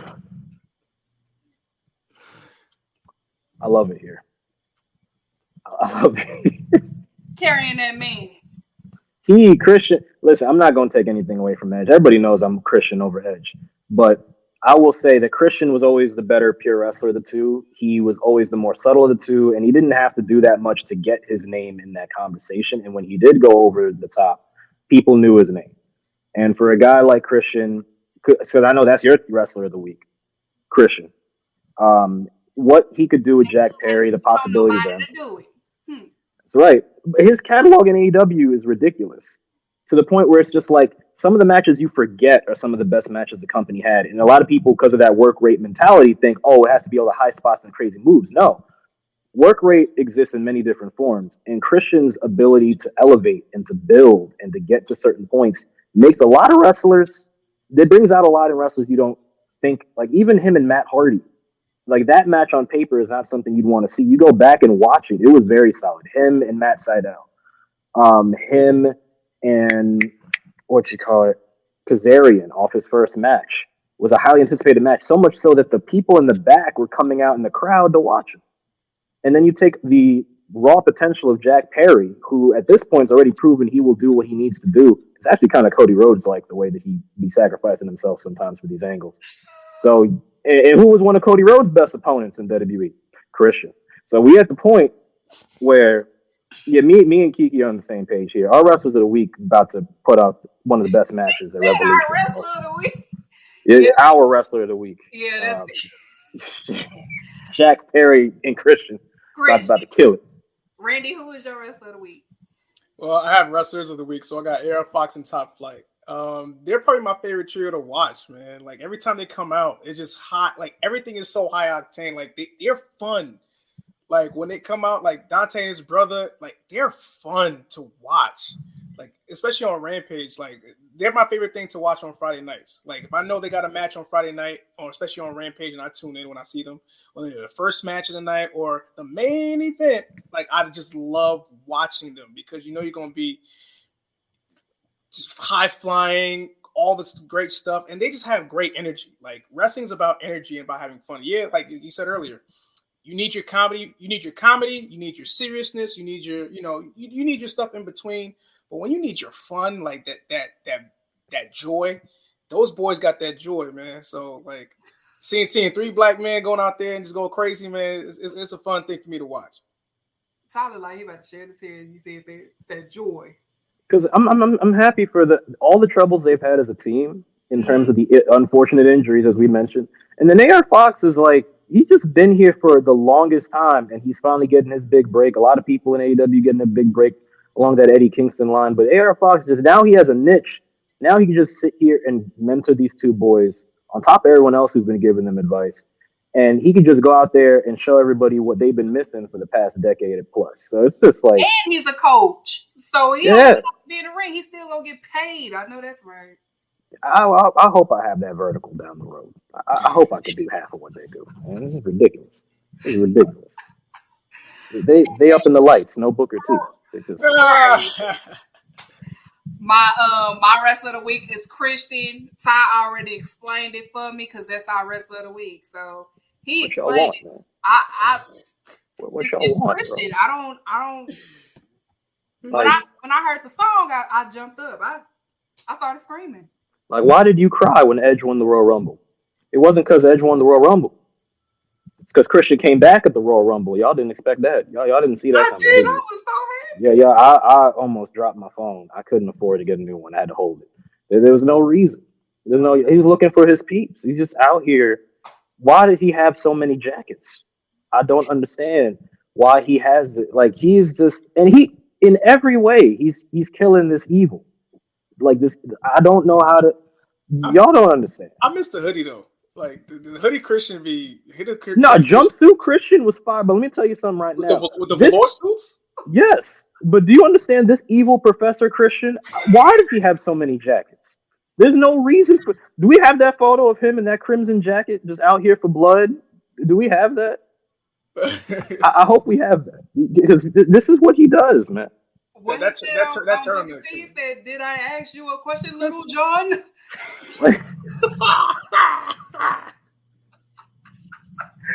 Yo, I'm so glad we can all just sit back and laugh at that, because I got so scared when that clip resurfaced. I'm not going to lie. I'm not going, because I remember that clip. I watched that episode. That was hilarious. I thought people was going to cancel Chris. Like, who's we? No, I was going to fight that fight. Y'all not going to do that. All right, Booker laughed too. He laughed mid promo. You can't take nothing Booker T did in TNA serious. Black Snow. I'm sorry. No, Black Snow in my country. The African accent. Why be Joe in my country? Kevin Nash's name was Chet Lemon. Come on now. Y'all can't do this to Christian. TNA in 2008 was wild. They were not serious at all. Christian went to ECW over TNA. I don't want to hear this, okay? Don't talk to me about TNA in 2008. God damn it. Now let me move on to the Goofy of the Week. The Goofy of the Week. Before we get out of here, the Goofy of the Week goes to the wrestling journalists this week. Everybody, all y'all. This is about Ariel right now. He's part of it. This is about him.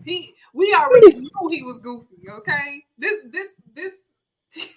We knew he was goofy. God damn.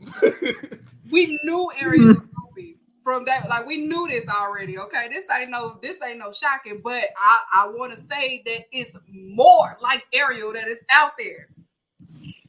Ariel is not the only person that's doing this. You have people on both sides doing this, and they not even journalists. It's people that are podcasters that is just like Ariel. All of y'all are Goofy of the Week because all of y'all are making this shit unfun. All of y'all are making it so unfun, and y'all are adding on to the toxicness that we do not need. Y'all are not watching wrestling for fun anymore. Y'all are watching for connects, and it is messing up everything.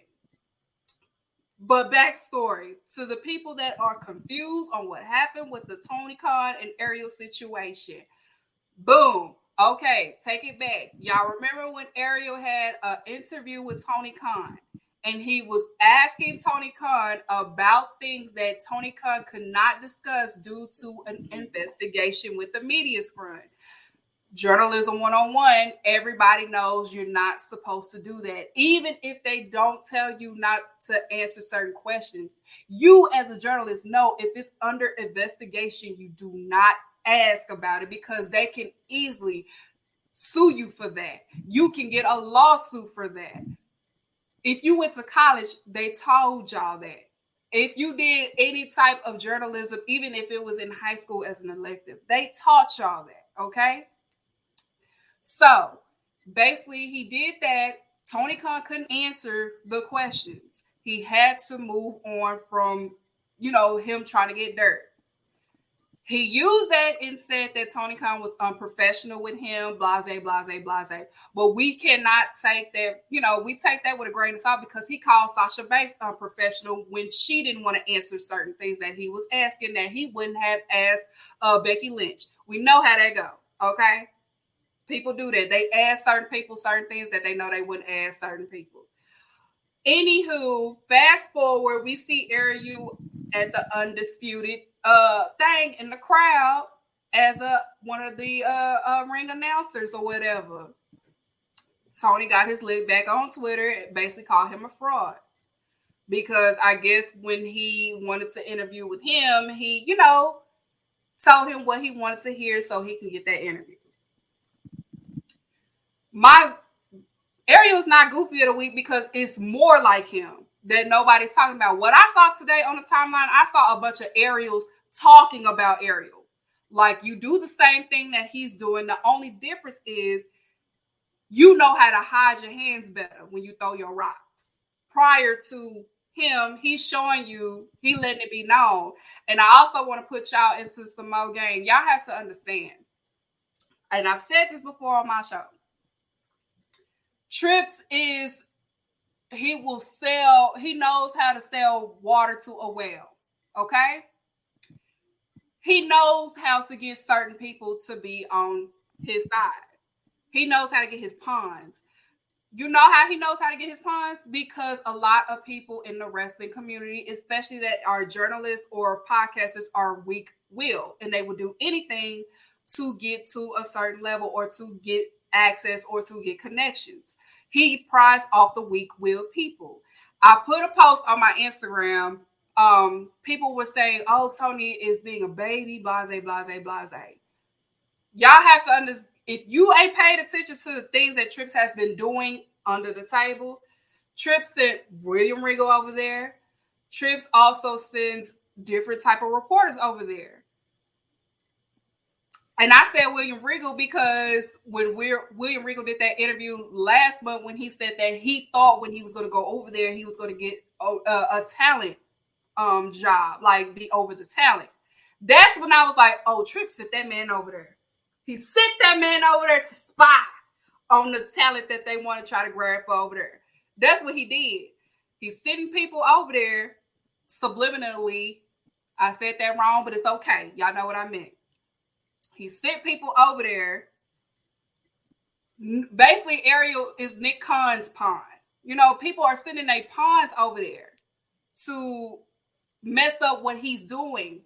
You know what I'm saying? Like, we know that AEW and WWE are not competition. We know that WWE is up there.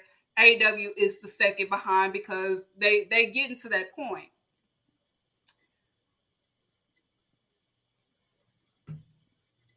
A lot of y'all are pawns too, okay? You have podcasters that have once been the people in the middle, and you can drastically see which side are they on versus which. I know I'm all elite with Keeks, but I ain't on nobody payroll, because if I was on somebody payroll, I'd be on somebody vacation right now. I wouldn't even be doing this. You know what I'm saying? I wouldn't be doing this show. I'd be on somebody vacation or with my hair done, with my bags, just scoos, not starting mess. Okay, so you have podcasters that's part of the puns, and if you feel like I'm talking to you, then damn it, I'm talking to you. Okay, y'all make so is JR. So is JR with what? He's a plant. He's saying Jim Ross is a plant. Jim Ross is too old to be a plant.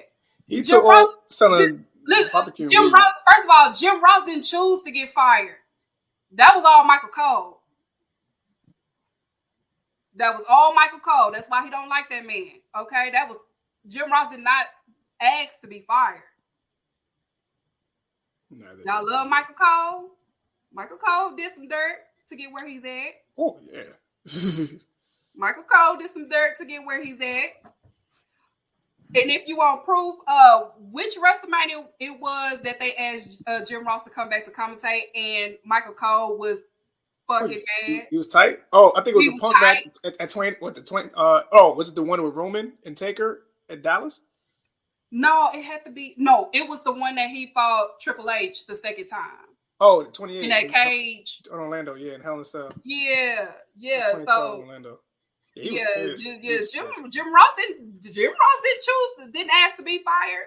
Michael Cole did with it. Michael Cole is Trips' boy. So that tells you all that you need to know about Michael Cole, okay? So basically what I'm getting at, y'all, me being a podcaster, a lot of people being podcasters, journalists, if you a blogger, regardless if we're doing this for fun or if you're doing this for a hobby, we still have some form of responsibility too. We have to dissect what people are watching, informative and things like that. The problem is now, I've been seeing it since 2022.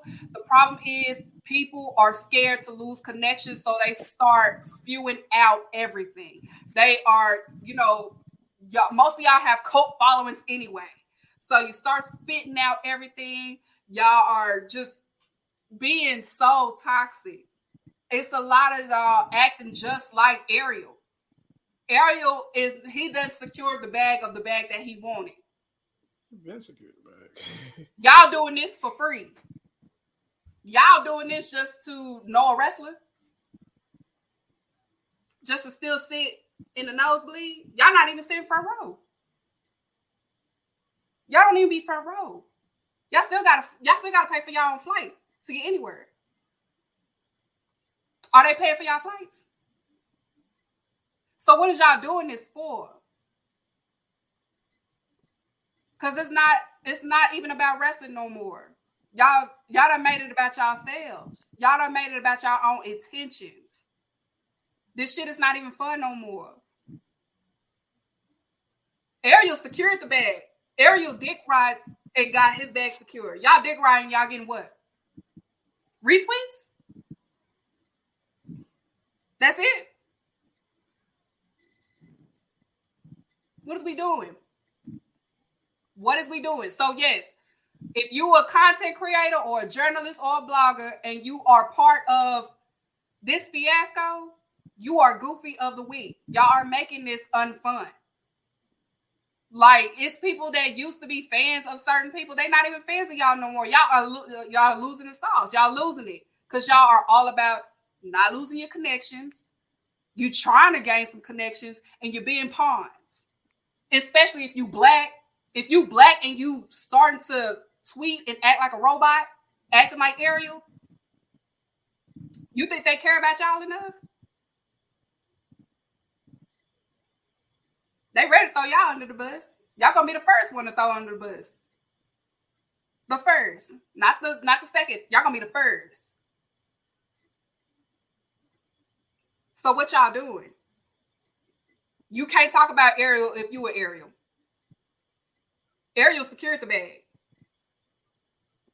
He'd rather be a pawn. He likes being a pawn. He got where he needed to go, being a pawn.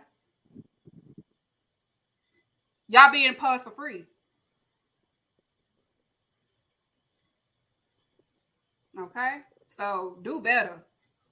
And some of y'all don't even worry about getting on my show with that shit. So do better. Everybody do better. If you a journalist, if you a podcaster, do better. Watch wrestling too because you love wrestling. Don't watch wrestling because you just want to put a narrative out. And for all y'all that are aspiring to be journalists, the first thing that they teach is truth is more important than access.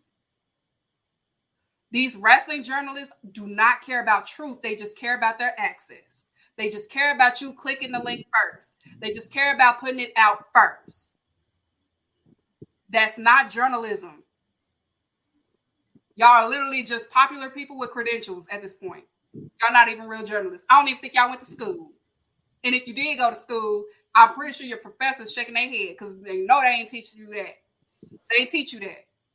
Truth is more important than access. If you don't have truth, don't put it out there. Don't act like you got the tea or the scoop because you don't. We done seen this whole month of wrestlers telling people that are over these journalist blogs and websites. I didn't say that. Where you get that from? That's a lie. Now you looking dumb and everybody looking dumb. So if you're going to be a pawn, make sure you're going somewhere. Because if you're being a pawn for free, that says a lot about you. You blow where the wind blows. And y'all be pushing 35, 40 and still blowing where the wind blows. Y'all older than me, and y'all still blowing where the wind blows. I'm supposed to be looking at y'all, and y'all acting like kids. Okay? So, get it together, and y'all goofy of the week, okay? Okay. Any shout outs? Y'all have any shout outs or anything y'all want to say? Shout out to my heart rate. We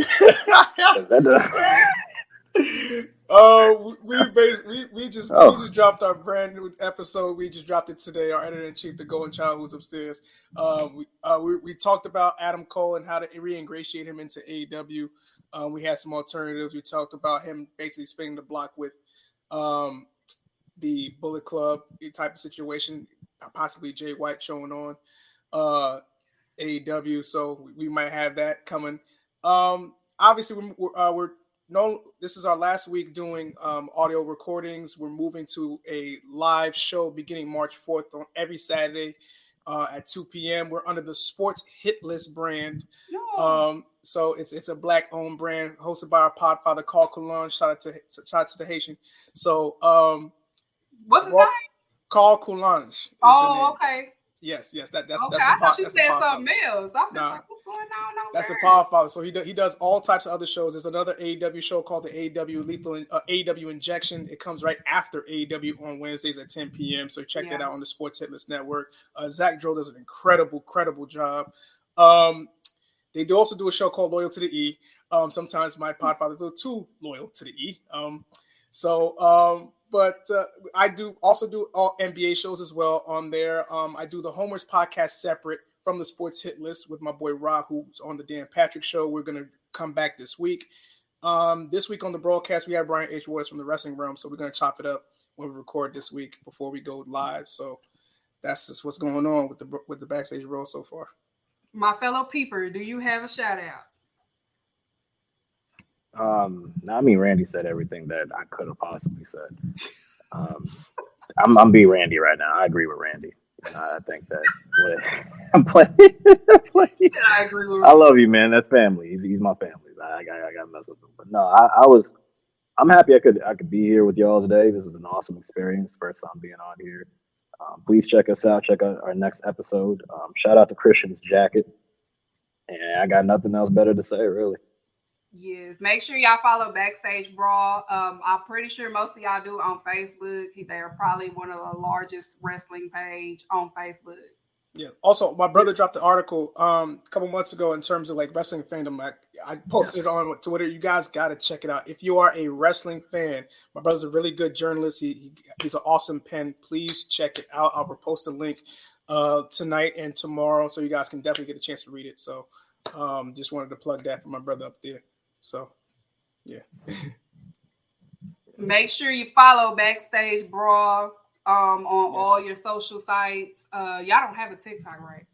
Oh no, it's just I gotta change it because like I'm usually just posting up the clips on my personal TikTok. So we're getting the process of making our own TikTok.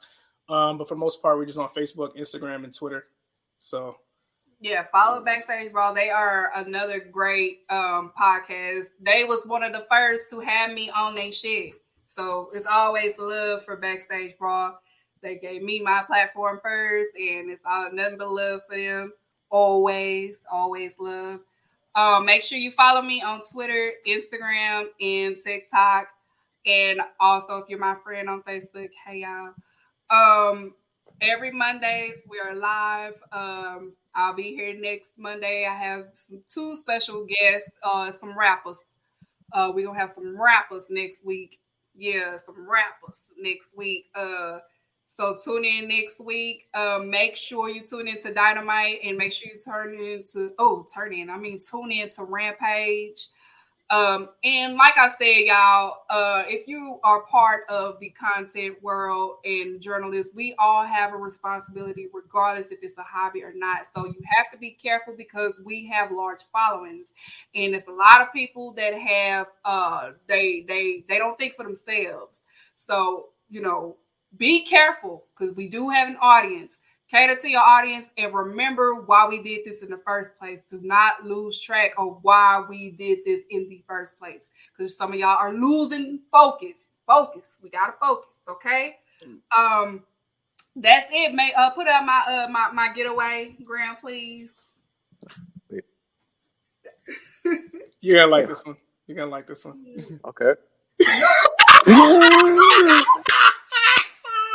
Oh no. Oh my God. Oh, what the hell is You've that? mentioned a couple names recently. Who were they? Listen, man. They call me the problem, but you could call me the can man, because anybody can get it. Africans, Americans, Dominicans, Mexicans, anybody can get it.